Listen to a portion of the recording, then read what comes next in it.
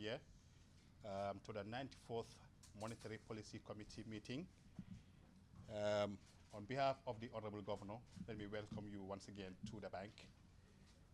You know, every 3 months we will all meet here for an update on the economy. It started yesterday from 10 a.m. to 9 p.m. I always want to emphasize that for a purpose, because it means the seriousness that is attached to this event. So I always want to note that and let everybody know that this is not something that the bank takes lightly. They put in all efforts to get the country the required and accurate data that they would need. Having said that, on behalf of the members of the Monetary Policy Committee, as some of you may know, 2 of them are not here at the moment, attending to other national matters. But the rest are here, and the governor himself is here, Honorable Buasedi, and with him is the first Deputy Governor, Dr. Abdoulaye Siré Jallow, and second Deputy Governor, Dr. Paul J. Mendy. On behalf of them, I welcome you again to the bank. And as far as the program, Dr. Jallow will be here to give a brief summary of what happened yesterday. And then after him, the Honorable Governor himself will come and deliver a statement. And after that, we'll take some questions from members of the media. So once again, thank you very much and welcome to the Central Bank of the Gambia. I now call on the first Deputy Governor, Dr. Abdoulaye Siré Jallow, to deliver his statement. Governor, Mr. Chairman of the MPC Committee, Chief Executives of the commercial banks, representatives of the Chief Executives, members of the media, colleague members of the MPC here, and also colleague members of the staff of CBG who are also present here. Ladies and gentlemen, welcome to day 2 of another MPC, the press release that will be given today by the governor, or the second day of the MPC. Again, it is not new to all of you. You've been here on many occasions, almost every 3 other months.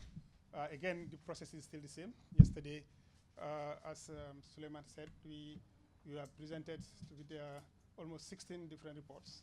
These are deep dives into the economy on global, regional, and national issues that informed the decision we made this morning. Yesterday, we questioned some of the models that they presented to us and some of the analytics that they made, and they defended them thoroughly. So they gave us a very clear picture of what is happening globally. You're also not new to what those developments are. And then we deep dived on the Gambian economy, on all the sectors, from agriculture right down to real sector and monetary economics, and all the 9 yards of the local economy. And those reports, we went home last night exhausted, but also delving on those issues that we discussed. And this morning, we gathered again and then went through the whole process, and each one of us gave a view on what we think the MPR should be and the attendant numbers, rates that go with it. And then, of course, those decisions were made informed by the reports we had yesterday.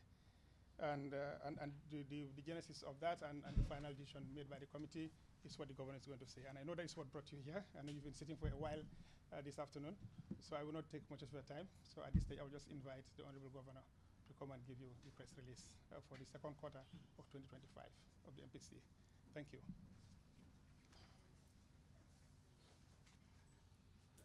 Managing Directors of Commercial Banks, colleagues, fellow Central Bank staff, members of the press, ladies and gentlemen.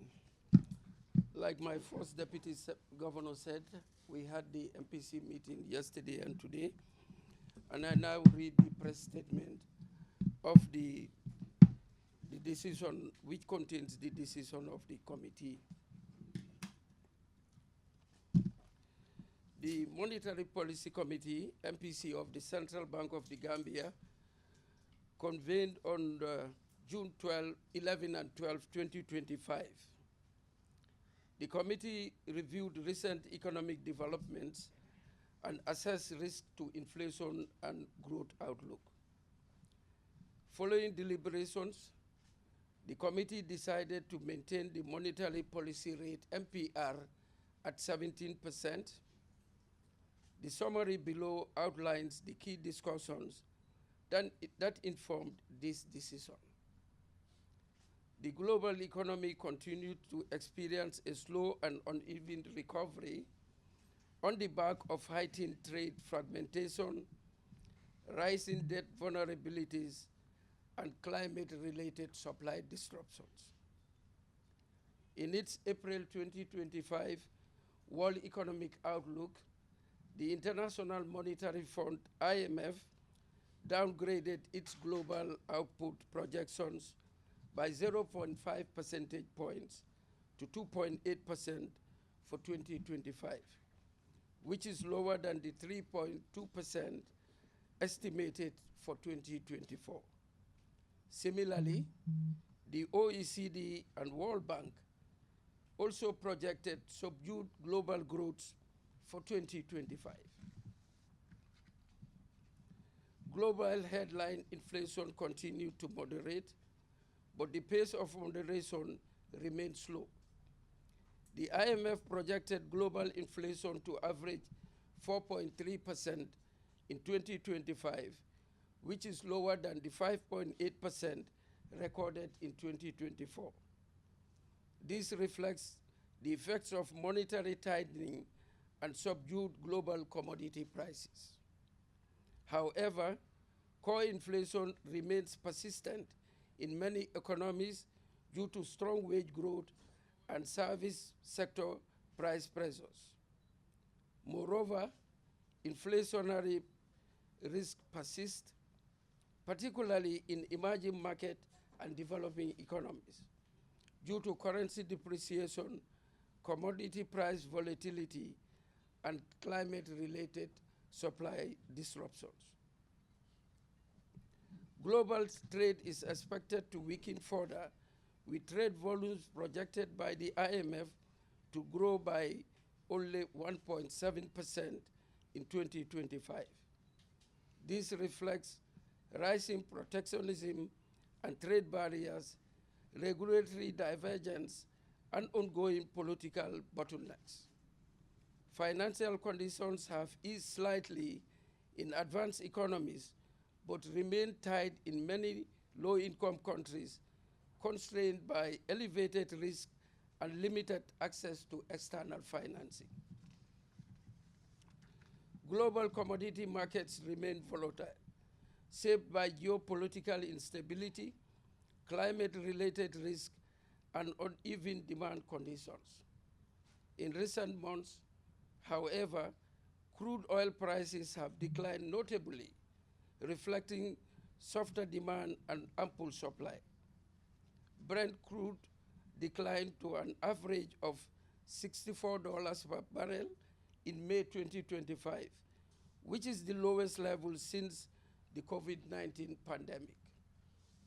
The FAO Food Price Index declined by 0.8% in May compared to April 2025. The decline in cereals, sugar, and vegetable oils more than offset increases in dairy and meat. Despite this month-on-month dip, the index was 6.0% higher than the level it was a year ago. In contrast, the FAO All Rice Price Index rose by 1.4% in May 2025. For net food importing economies like the Gambia, these shifts in stable commodity prices continue to be a primary driver of domestic inflation dynamics. On the domestic front, the Gambian economy is expected to maintain its growth momentum in 2025 and over the medium term. Preliminary estimates from the Gambia Bureau of Statistics indicated that real GDP expanded by 5.3% in 2024, higher than the 5.0% revised figure for 2023. Growth was supported by strong performance in the services and industry sectors.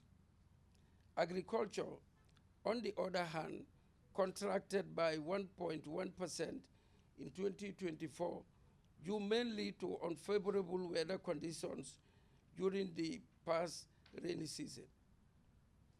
The central bank staff forecast the economy to grow by 6.5% in 2025, underpinned by improved business sentiment, public infrastructure development, tourism, financial services, and telecommunications. Despite the favorable outlook, the domestic economy remains vulnerable to external shock, particularly commodity price volatility, ongoing global trade fragmentation, and climate-related risk. The findings of the central bank's business sentiment survey reveal cautious optimism among respondents, with firms expecting a gradual improvement in economic activity in the next quarter. Inflation expectations remain elevated but have started declining. On the external front, preliminary balance of payments estimate showed an improved current account in the first quarter of 2025, driven by stronger tourism receipts, steady remittances, and lower electricity imports. The deficit narrowed to $13.2 million or 0.6% of GDP in the first quarter of 2025 from $21.1 million or 0.9% of GDP in the fourth quarter of 2024. The deficit in the goods account narrowed from $297.1 million or 13.0% of GDP in the fourth quarter of 2024 to $248.1 million or 10.3% of GDP in the first quarter of 2025. The trade deficit continued to be driven by the importation of fuel, electricity, and food amid a low export base. The domestic foreign currency market continues to function smoothly with robust activity volumes. In the first quarter of 2025, total activity volumes measured by aggregate purchase and sales of foreign currency increased to $670.1 million compared to $600.9 million reported in the same period a year ago. Private remittance inflows, which continue to be a major source of foreign currency supply, amounted to $207.9 million in the first quarter of 2025, higher than $187.2 million reported in the fourth quarter of 2024. The United States continued to be the largest source of diaspora remittances, accounting for 26.3% of total inflows during the quarter.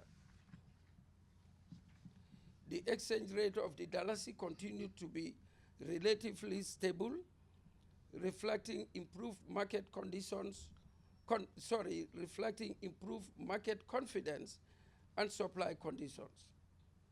From January to March 2025, the dollar depreciated against the United States dollar by 1.7%, the British pound sterling by 0.2%, the CFA franc by 0.5%.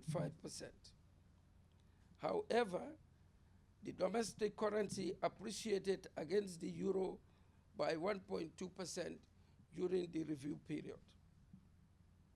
The central bank continues to hold comfortable level of international reserves amounting to $508.54 million as at end of May 2025. This is sufficient to finance over 4.6 months of prospective imports of goods and services. Preliminary estimates indicated an improved fiscal position in the first quarter of 2025, driven by strong revenue performance. The deficit, excluding grants, fell to $2.7 billion, or 1.6% of GDP, from $4.6 billion, or 2.6% of GDP, reported a year ago. Total revenue and grants increased by 14.5% during the period to stand at $8.8 billion, or 5.1% of GDP. Total expenditure and net lending also increased during the quarter by 0.2% to $10.1 billion, or 5.8% of GDP.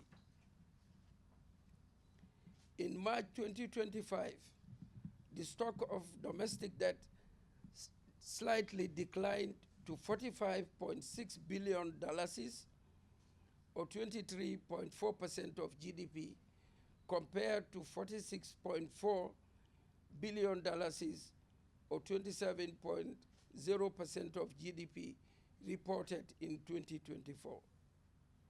In terms of composition, the stock of short-term instruments, including Treasury bills, Sukuk al-Salam bills, accounted for 49.2% of the domestic debt stock. Medium and long-term debt instruments represented 33.9% and 17.1% respectively. The weighted average Treasury bill rate rose from 11.3% in 2024 to 14.6% in March 2025. In the interbank Dalasi market, the Dalasi remained stable in the first quarter of 2025. Trade volumes increased to 13.4 billion, up from 13.1 billion in the fourth quarter of 2024. The weighted average interest rate declined marginally from 5.6% to 5.3%, following movements in 3 months Treasury bill rates. The banking sector continued to be stable and resilient. From December 2024 to March 2025, total assets of commercial banks rose by 7.2% to stand at $107.6 billion in March 2025. Similarly, customer deposits, the main source of funding for banks, increased by 1.5% to $67.5 billion during the same period. The risk-weighted capital adequacy ratio of the industry stood at 28.4%, slightly lower than 28.5% in December 2024. The industry liquidity ratio was 76.1% in March 2025, slightly lower than the 76.5% recorded in December 2024.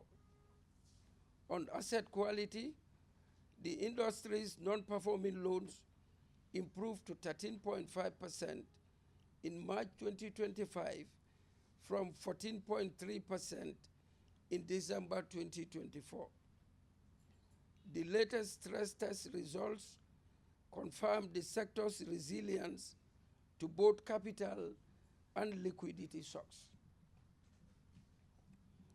On monetary aggregates developments, the annual money supply grew by 11.3% in March 2025, up from 9.4% in 2024. The increase was driven by net foreign assets of the banking system. Reserve money, the bank's operating target, declined by 0.7%, reversing an 8.5% increase a year earlier. Credit to the private sector grew by 15.1% year on year, compared to 19.3% in March 2024. Domestic price pressures are moderating. Headline inflation decelerated to 8.1% in April 2025 from 9.1% in March 2025, marking the lowest level since early 2023. This improvement reflects better domestic food supply, subdued global commodity prices, and the lagged effects of monetary tightening. Nevertheless, inflation is still above the central bank's medium-term target of 5%. Food inflation slowed to 8.8%, supported by subdued global food prices. Non-food inflation is slightly to 7.4%, driven by lower international oil prices and reduced transportation costs. However, core inflation measures reversed earlier declines. It accelerated to 6.9% from 5.7% in March, highlighting persistent underlying price pressures in housing, utilities, and services. The outlook for inflation remains cautiously optimistic, with potential for further moderation if global commodity markets remain stable. However, risks remain tilted to the upside due to the ongoing political tensions, among others. Based on this, the committee observed the following. The global economic outlook remains highly uncertain, posing significant challenges to policy implementation. The unprecedented rise in protectionist policies is stifling global trade and investment, as well as increasing cost of goods and services globally. For the Gambia, these global headwinds underscore the importance of maintaining prudent monetary policy and reinforcing financial stability frameworks to bolster economic resilience.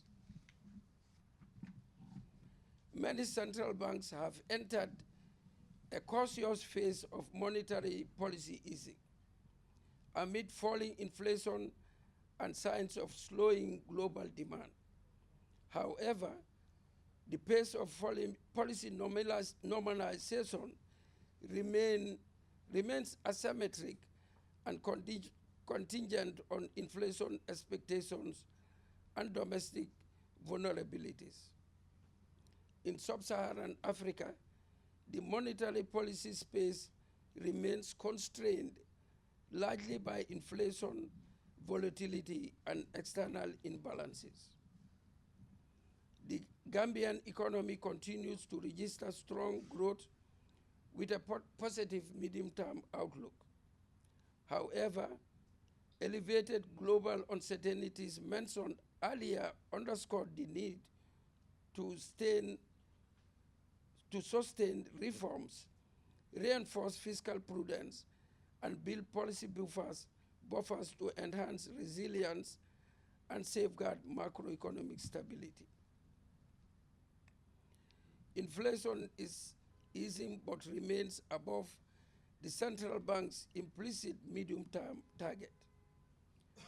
While the outlook remains favorable, with inflation expectations expected to stabilize around the medium-term target this year, significant upside risk persists.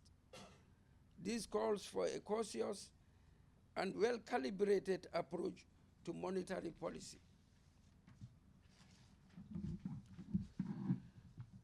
Now I announce the policy decision.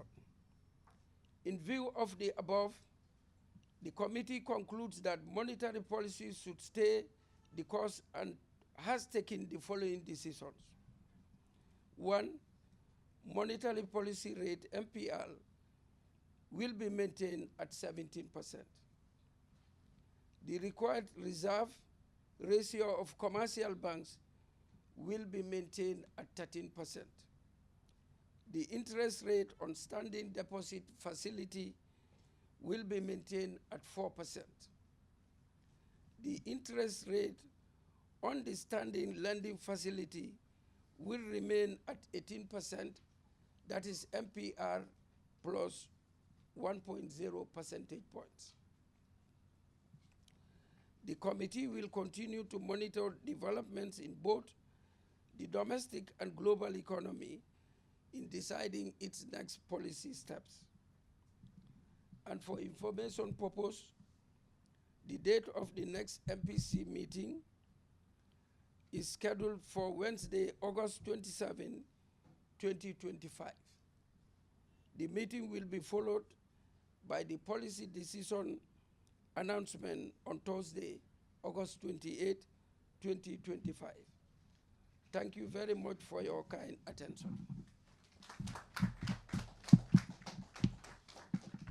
United States. Those that are sending remittances, it means less remittance inflows into the country, but this could be compensated on the unofficial recorded remittances. Human beings, being rational human beings, if you know your remittance is going to be taxed, you will have alternative ways of sending monies to the Gambia through people coming in or other means. But the implication is that it will have a dent on remittance coming in. But like I said, and as a result, the supply of foreign currency from the United States, we may see a slight decrease. And that means in terms of international trade finance, a challenge, which has a relationship with the question the lady asked, the performance of the Dalasi. But we have a good reason why I'm telling her that these are signs we saw. But in terms of the gross official reserve holdings of the central bank, which has increased, it's over $500 million now, which could finance 4.6 months of import cover. In addition, there may be definitely going to be other official inflows, like budget support, project grants, re-export. We are assuming that re-exports, we could see some slight increase in re-export prices. Why? Because we are having increased number of Malians now coming to the Gambia to purchase fuel. And that the payment mechanism is likely to increase dollars. One would expect that they will come and pay CFA, but the arrangement with the main supplier, I am privy to that. The net inflow will be increased in dollar receipts, as opposed to the way the re-export was financed in terms of this fuel purchase and Malians paying in CFA. Now what will finally land in the Gambia from their re-export proceed will be US dollars. So that's why the answer to your question, I said, in the next quarter, we are expecting that Dalasi will be stable. It may depreciate, but not by a wide margin, as one might perceive that this policy decision in the United States would affect the domestic currency's performance. We'll take one more question.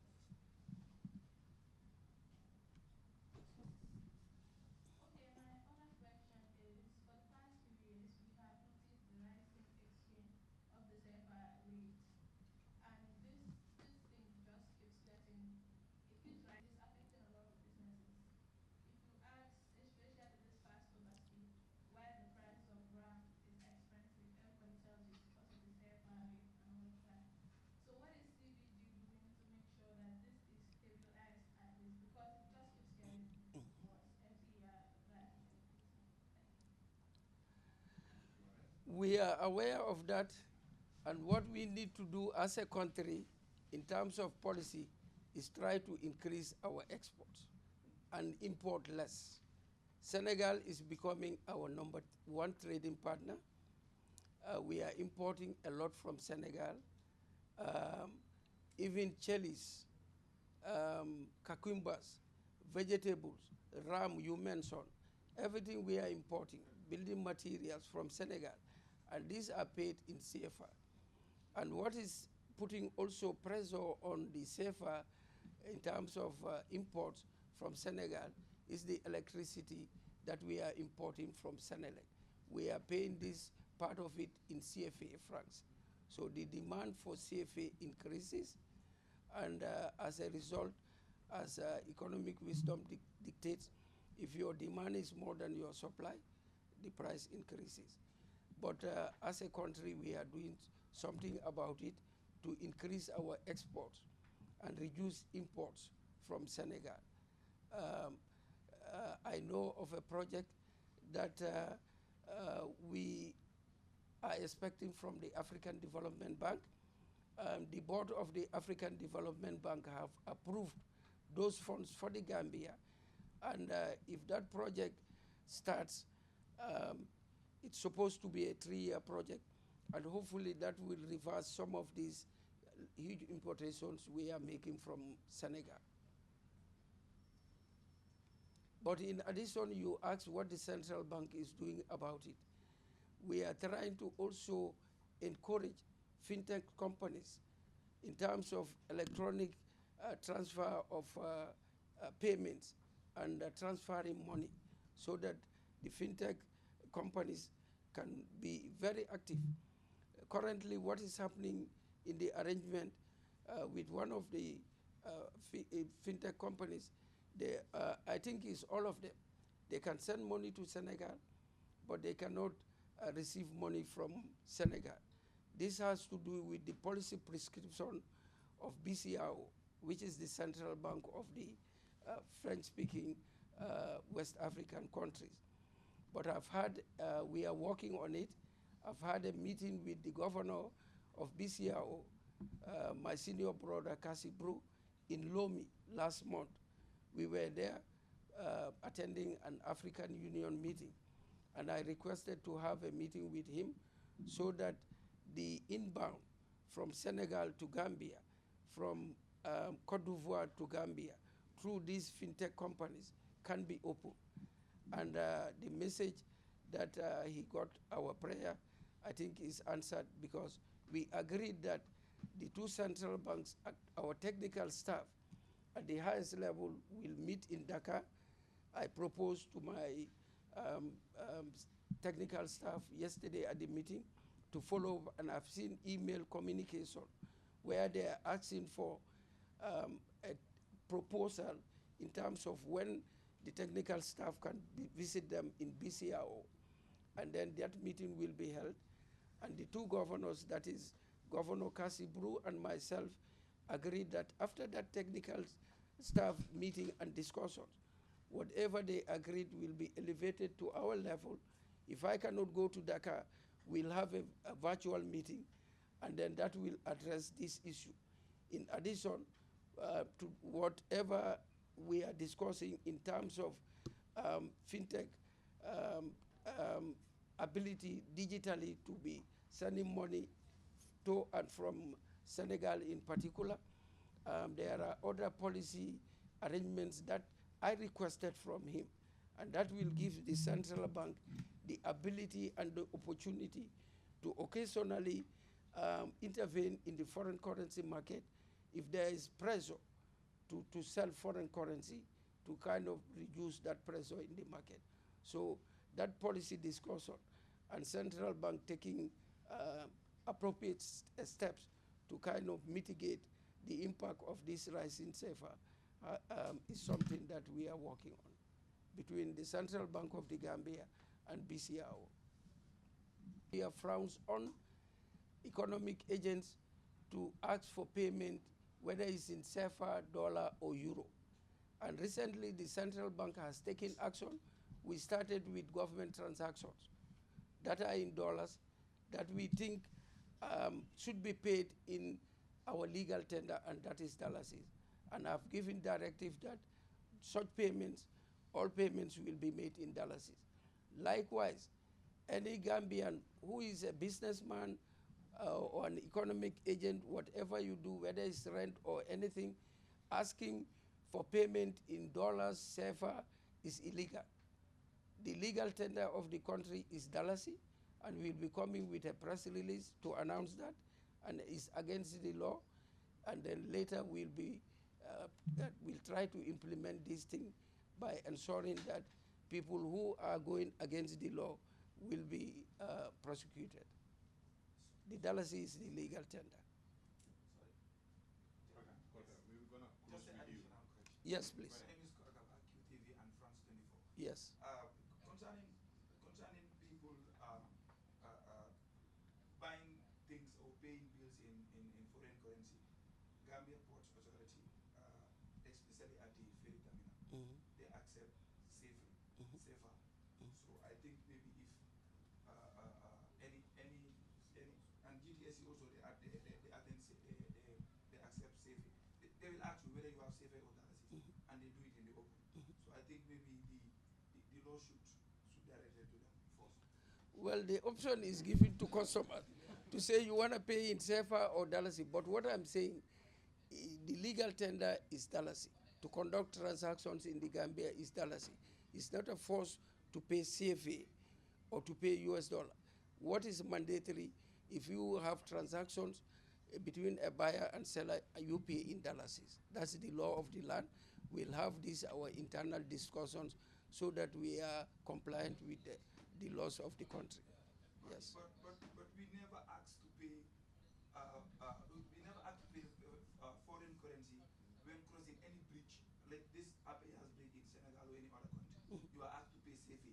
Even when you have a foreign like dollar or euro, they will ask you to change it to CFA before they take it. That's what I mean. Yes. So that's what I'm saying. In the Gambia too, payments should be made in dollars. It's the legal tender. So I understand, and I know people are even asking for rent in US dollars. It's illegal, that's what I'm saying. And we'll be issuing press conferences. Because what that does, it adds pressure onto the domestic currency. You have a dollars, and you should pay your rent, and they're telling you, I'm not taking dollars, I'm taking US dollars. What that means, you go to the market to buy US dollars to pay for a rent in the Gambia. Is unfairly taking our hard-earned international currency that is supposed to be used to finance international trade, to bring in goods and services in the country. So that's what I told you. We've started with paying even government transactions that are meant for the domestic economy in dollars. The central bank have started that. Yes. Thank you very much, Honorable Governor. And I think just to add to what the Governor just said, Korika and us in the media, what you can do to help this situation is to expose